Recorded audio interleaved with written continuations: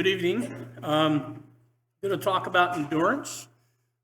Most of our verses are going to come from Hebrews 12, verses 1 through 13. So what you see on the slide is a picture of Mount Baldy from Philmont Scout Ranch. In August 2011, let's see if I can get this to which way to forward. There we go. Our scout troop from Pennsylvania set out for the Scout Ranch to begin our high adventure trek. Part of our 83-mile, 12-day trek included a hike up Mount Baldy, which is one of the three iconic summits that are in the Philmont Scout Ranch. On the map, it didn't look overly daunting getting to that place, and we had trained for a year hiking on the Appalachian Trail in Pennsylvania. We were very enthusiastic, and we thought we were very ready. This is our crew. We had 8 boys and 4 adults with us. To get up to Baldy, you have to be on the trail by 6 a.m. To get to Baldy town by 8 a.m. So they'll let you go up the mountain because it takes almost 3 hours to get to the top. If you miss that 8 a.m. cutoff, you're done for the day. You might as well just go home and go back to your camp. Weather on top of Baldy consists of daily rain and lightning storms, and they all start about noon. So if you can get on the trail by 8, you've got a pretty good chance of getting up there and spending some time before you have to leave, before all the lightning starts to hit. It wasn't a matter of really how much lightning is going to hit, it's just how hard. If I go in a few more pictures, you'll see there is no dirt on top of Mount Baldy. It is all rock. Over the last few hundred years, the lightning has blasted the dirt completely off the top of the mountain. As the crow flies, it's only about 1.5 miles from Baldy town, where we were going to kick off, to the top of the mountain. By trail, it's just over 4 miles. There is no straight line from Baldy town to Mount Baldy, and the elevation change is over 3,000 feet in that roughly 1.5 miles of terrain. The last 1,000 feet, which is really only about 3 football fields, not a very long distance, rises over 600 feet at a slope rate of over 30%. You're almost crawling on the ground to get to the top of Mount Baldy.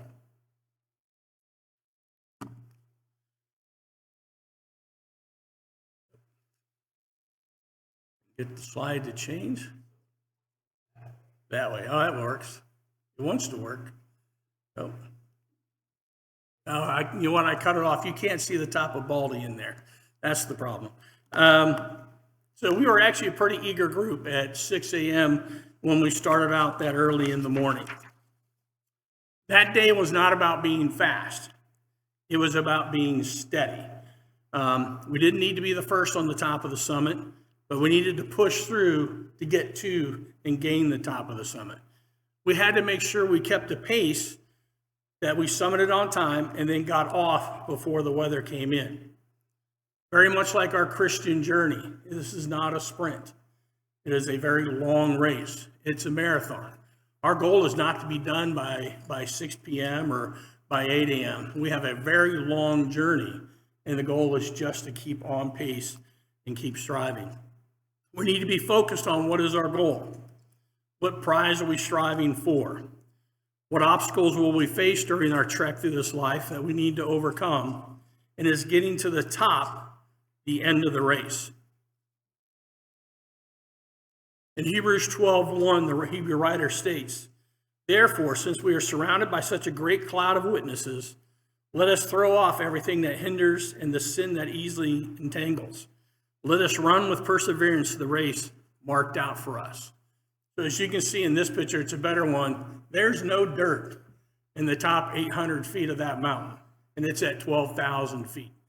So the downhill trip, I got a good picture of what it looks like. It's worse than going up. But again, as the Hebrew writer states, this is not a sprint. We're in this for the long haul. But the thing that I take comfort with is that he says we're surrounded by a great cloud of witnesses. We're not in this journey alone. This trek would have been almost impossible for any scout to do it by himself. It would have been difficult for me to do it myself. My first time to film on, I was 46, and I was 30 pounds lighter than I am now, and I was in a lot better shape than I am now. And I wouldn't have made it if it hadn't have been for those 11 people with us on that trip. Our journey through life is not to be done solo. It's to be done as a Christian family, pulling upon each other to get through each day, each struggle, and to reach each milestone together.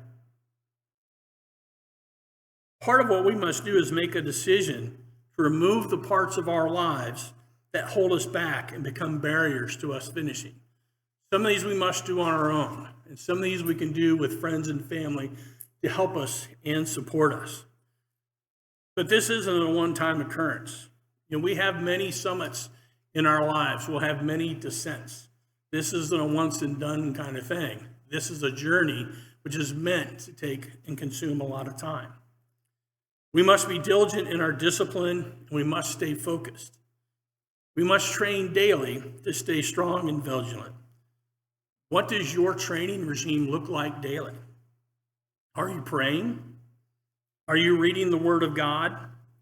Are you in fellowship with other Christians? From 1 Corinthians 9:24, do you not know that in a race all the runners run, but only one gets the prize? Run in such a way as to get the prize. Everyone who competes in the games goes into strict training. They do it to get a crown that will not last, but we do it for a crown that lasts forever. Our hike up Baldy required over a year of training. We hiked hundreds of them. The Boy Scouts have a badge for a 100-miler. I think we completed that 2 or 3 times in the year leading up to this trek. This trek, this one day, well, actually all 12 days, required a daily schedule. We had to have a plan. We had to create waypoints so we could keep track of our progress, so we could keep on schedule. And we had to create a focus for the scouts so they knew what they were going to do to keep on track. And our daily lives aren't any different. I like the fact that every Sunday a reading plan comes out. I may not hit all of the parts of the reading plan, but there is a plan.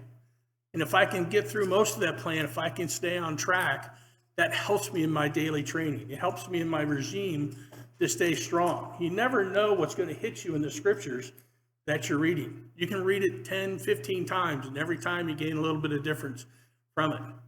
But you have to train, and you have to be diligent.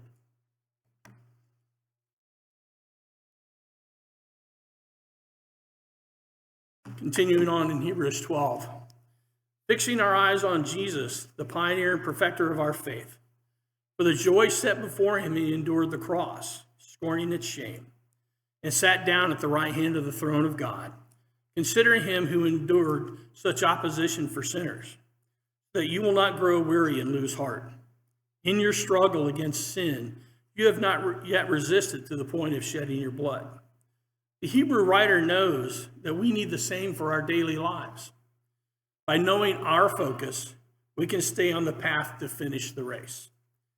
By focusing on Jesus, we have that example on how to finish the race. God doesn't let us cheat by cutting across the switchbacks and leaving the trail and trying to take a shortcut. There is no shortcut to heaven. You got to stay on the path, you got to put in the work, and you've got to be there at the end. Matthew in chapter 7, verses 13 and 14. Enter through the narrow gate, for wide is the gate and broad is the road that leads to destruction, and many enter through it. But small is the gate and narrow is the road that leads to life. Only a few find it. The Hebrew writer is telling us not to give up. He knows we'll all endure our own hardships. We will stumble and we may fall. Life, work, family, strangers will at times force us to take a pause or slow down.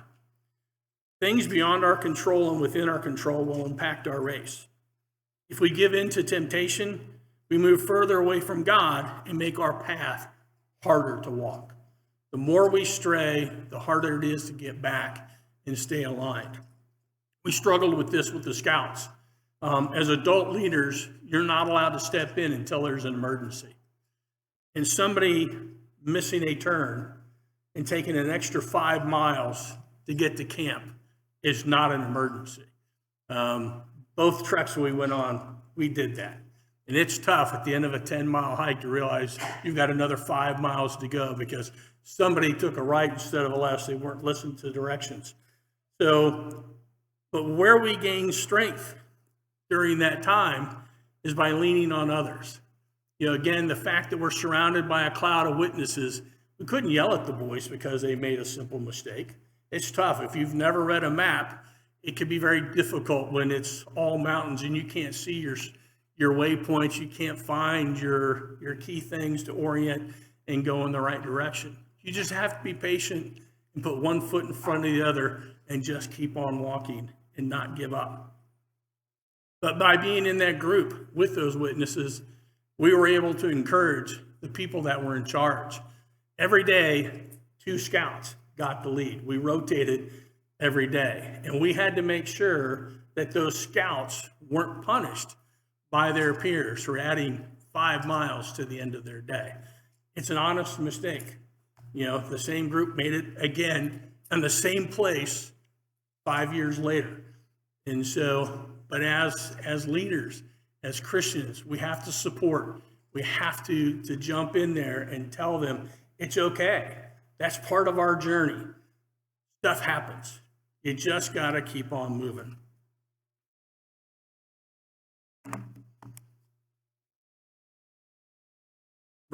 Continuing from Matthew 13. We have to be like the seed, or we cannot be like the seed that falls on the rock. The one who received the seed that fell on rocky places is the man who hears the word and at once receives it with joy. But since he has no root, he lasts only a short time. When trouble or persecution comes because of the word, he falls away quickly. We need to ensure that we don't stumble and fall and give up. We need to encourage the people that are around us when they stumble and fall. You may have to pick them up. You may have to carry them. We may need to be carried. It happens to all of us throughout some time in our life where you need to lend support and be supported to make it through the next day and then the next day. It's just part of the way it is. And the sooner we realize that we are not on our own and that we can reach out and get support, the better off our journey is. Philmont was a great place. There was a lot of hardships. But being able to walk with the kids, get into camp, hear them have fun, and enjoy the time off the trail made the trip 100% worth it. Was it hard? Yes. Was it a struggle? Yes. I probably would have been in much better shape doing it when I got out of the Marine Corps at 186 pounds than doing it at 226 pounds, 26 years later. But it was something I got to do with Ian and Siren. And I did it 5 years later with all 3 boys. But it was something that we got to build upon and help each other grow and to move. But the key point we had to teach the boys is that you can't quit. You can't give up. It doesn't matter how hot it is. It doesn't matter if it's raining. It doesn't matter what that slope looks like. It doesn't matter if there are bears in the area or mountain lions, outside of our camp. Stuff's going to happen. You just need to pick it up and keep moving. And if you can't get up, if I need to take your pack, I'll take your pack and carry it so you can keep moving one foot in front of the other. The one thing we all know is that Satan is persistent in his pursuits and his attacks. We never know when the next one's coming, where it's coming from. But even the unjust in the world understand that things will happen. And if people are persistent, it will change us. In Luke 18, Jesus describes the parable of the older lady. When Jesus told his disciples a parable to show them that they would always pray and not give up, he said, in a certain town, there was a judge who neither feared God nor cared what people thought. And there was a widow in that town who kept coming to him for the plea, grant me justice against my adversary. For some time he refused, but finally he said to himself, even though I don't fear God and care what people think, yet because this widow keeps bothering me, I will see that she gets justice so that she won't eventually come and attack me. Even the world knows that persistence pays off. If we are persistent in our pursuit of Jesus, we will win. If we allow Satan to be persistent in his pursuit, we stand a greater chance of losing. We have to be diligent. We have to keep our eyes open. We need to know that Satan is in front of us, he's behind us, he's to either side of us. So the more support we put around us, the more Christians we have around us, that's just that much further that we can keep Satan away from us, and then we can have a much easier journey through life. God never promised us a cakewalk. We know that life is going to be tough. The scriptures are full of events where people have to struggle and work through everything that happens. But the ones that succeed rely on their Christian family. They rely on God, and they have their focus on Jesus and on that path that will lead them to heaven.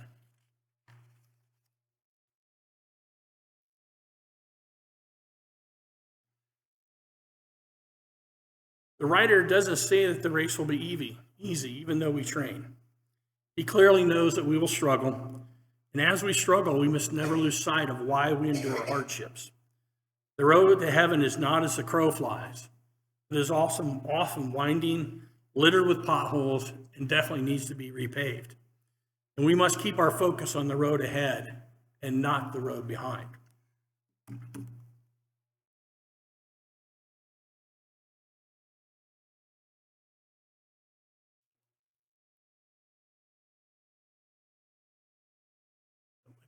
Go back one.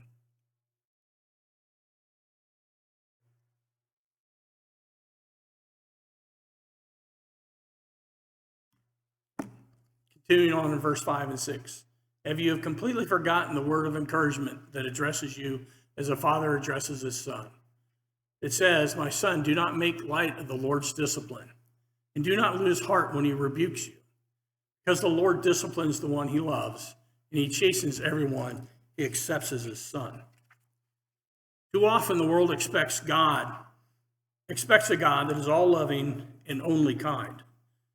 They ask why God would let bad things happen to good people. They forget that God gives us a choice in how we believe and how we act. Not every problem in life is a punishment. Sometimes we need to learn the lesson the hard way, like adding 5 miles to our trip, making sure everybody brings the right gear, making sure you have a sleeping bag, you have your cold weather gear, because it does get cold when you're up on the mountain, even though it's 80 degrees in the day. You have to be prepared, and you have to train. If we fail to follow the advice given by the wise, we often get the results that are reserved for the fool.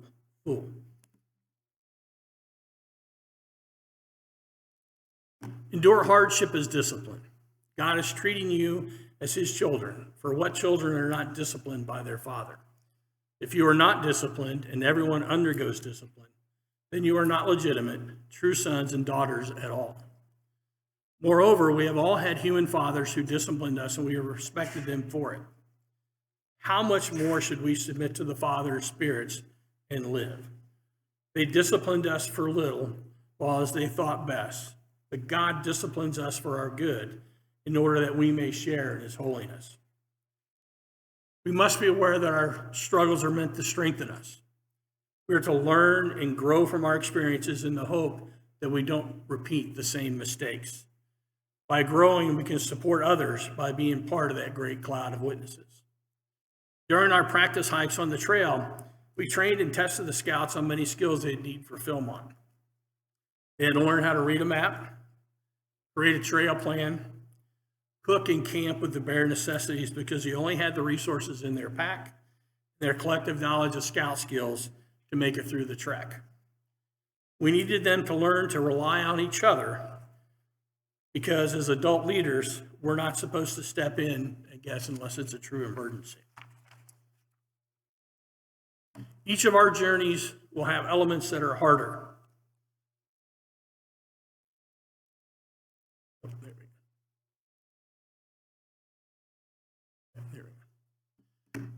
Will cause us to take a pause and question what we're doing. Is it all worth it? This 1,000-foot section from the saddle which is that spot in the middle, to the peak on the trek that ended up being over 100 miles is a life changer. It's 1,000 feet from the center of the plateau to the top of the hill, and that's where it rises 600 feet at that 30-degree slope. By far the hardest part of Baldy, the worst part. And we've already trekked 6 miles that day carrying about a 40-pound pack, of which most of it was water. I think I was carrying over 20 pounds of water that day because there is no fountain up there on Baldy. Once you get to the plateau, there are no trees. There's no place to leave water. The helicopter can't even carry the water in because it's too high. You have to bring it all with you for the whole entire day. The goal on Baldy Summit Day is to make that saddle by 10 a.m. This gives you time to grab a snack, catch your breath, and regroup before tackling that last climb, which is about the length, 600 feet, about the length of 2 football fields. Didn't seem too bad on the map. Didn't seem too bad 2 years earlier when we signed up for that trek, and we thought it was going to be a pretty good cakewalk considering we had climbed some of the hardest parts in Pennsylvania on the Appalachian Trail. The climb up that slope was difficult. The hardest climb I'd ever made. And I spent 4 years hiking in the Marine Corps, and I had been to cold weather warfare training in the middle of March with up to 6 feet of snow. That is the hardest thing I've probably had to do in my lifetime, was make that last 600 feet up with the board. Again, the lightning's blasted all the dirt off the mountain, nothing left but rocks. You can't walk up behind somebody because as they're walking, they're just knocking the rocks down the hill at you. And they're about this big. So they're not big boulders, but they're not small. If one's bouncing around and hits you in the leg, it's going to hurt. It's one of those few places where you get to the point where you're truly on your own. You're surrounded by a whole group of people. When we started up that part of the summit, there must have been close to 100 scouts and adults trying to make that trip up. Because everybody had rested, we waited for a good break in the wind, and we all launched up at the same time. But we had to spread out so nobody got hurt up the trek. It is so hard, you can't even reach your hiking stick out to help pull somebody along, because then you both slide down and create even more of a mess for everybody behind you. It was very difficult to know that you're so close to help, but you're truly on your own until you get to the top. But the reward is worth the effort. So when you get to the top of Mount Baldy, you get to spend about 30 to 60 minutes up there. Once you catch your breath and can stand up straight, you can see 4 states from the top of that peak. We were in New Mexico, and we could see Colorado, Oklahoma, and Texas when you turn and walk a 360. A fantastic view. It is beautiful up there, and it is clear. You can see the sun is shining, and then a minute later, there's not a single bit of sunshine, and it is black because the rain and the lightning's coming in. So we took our pictures, we enjoyed the view, and then headed onto our next part of the adventure, going down. When we talk about our journeys, we talk about these mountaintop highs a lot of times. You go to camp, everybody's excited, you're on a mountaintop. They forget you got to come down. You can't stay on the mountain the whole entire time. This is actually about what the climb up looks like. And so for the first mile down, there's not a single tree. And you're having to move quickly going down, because if you're out in that flat area, when the lightning comes in, you're the lightning rod. You have to get down into the lower part of the area to be safe. So there's no dilly-dallying. We stopped, took a quick lunch, 5 minutes, and then got up and moved on, because we still had 5 miles to go. 5 miles to get to the next camp, to get our food for the next 3 to 4 days, which is going to add about another 20 pounds to our pack for the 2-mile hike to the rest of the way to our camp for the night. And then we were probably going to pick up about 20 pounds of water along the way. So even though we had this great time, we had a struggle, we got to the top, we thought we were done, our journey continued. And it was almost as big a struggle going downhill as it was uphill. The difference is going downhill. Once we got past this little section here, you could help each other. You could lend on each other for support. You could, talk to each other. You were going downhill, so you were breathing much easier than you were going uphill. We got to the point where the scouts were actually singing going downhill because they were so happy that they were not going up, but that they were going down. This is the best and the worst part of the trek all in one day within about an 8-hour time period. Caused us all to struggle physically, mentally. It was exhausting. It was invigorating at the same time. We thought our training for a year had given us the stamina and the skills to tackle a challenge that few get to accomplish. And we were right. We accomplished it. But I think we still lacked in our training. There was still more that we could have done. And before we went back for the second time, we ensured that we had a better training plan, that we were stronger, that we were better prepared. And that second trip up was a much better trip because we learned from our mistakes. We didn't rest on our laurels and coast on the way in. We kept training, we kept preparing, and it made a difference to the part of that journey.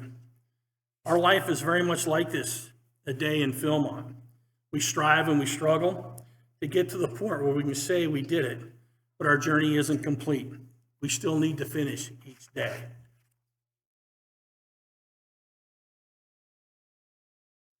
The Hebrew writer finishes out this section. No discipline seems pleasant at the time, but painful. Later on, however, it produces a harvest of righteousness and peace for those who have been trained by it. Therefore, strengthen your feeble arms and weak knees. Make level paths for your feet, so that the lame may not be disabled, but rather healed. I'm sure I was excited when I got to the top of the mountain, but I'm sure I lost some of that joy when I looked down the other side and saw what I was in for the next couple hours. I can look back on the entirety of the trip now and recall that things were in a much better light. I can get past some of the struggles, some of the pain, and focus on the fun and on the good things and all the things the boys had accomplished. I take comfort that Ian and Sharon were part of that cloud of witnesses for me, and I was part of their cloud of witnesses. And their friends from that picture, who they're still in contact, were part of their cloud, and they all got to support each other. This is part of the trip that they still talk about it today when they get together. We shared an experience that will change us forever. Just like our experiences as Christians, going through our daily walk, leaning on each other, fellowshipping, being together, coming to worship, changes us, helps us move forward on that better path. As we close, I'd like to leave you with this thought from Proverbs. If I can get it to switch to Proverbs. Give careful thought to the paths of your feet, and be steadfast in all your ways. Know where you're going. You may have to make detours. You may hit a pothole and lose a tire. You may have to walk for a little bit. You may not always go fast. You may have to go slow. You may have to back up, turn around, go down an exit, and come back because something happened. Your path is probably never straight. Probably very windy. It goes uphill. It goes downhill. But as long as we stay on the path, as long as we can stop and pick up the people who have broken down and need help and get them to their destination, life will be better each and every day. We will have to endure. We will have to persevere. It says that I don't know how, I lost count how many times when I put in persevere and endure in my Bible search tool, the number of entries. I couldn't search everything to look for all the verses because it was in the hundreds when I was doing that search. So the Bible's very clear that we will have to endure. It is just easier for all of us if we do it together, if we lean on each other. But if we stay focused on Jesus Christ, and we stay on his path versus our own, we will get to heaven. God has made that promise. I believe he will keep that promise. I have to do my part to make sure I stay on the path, and I follow and I obey.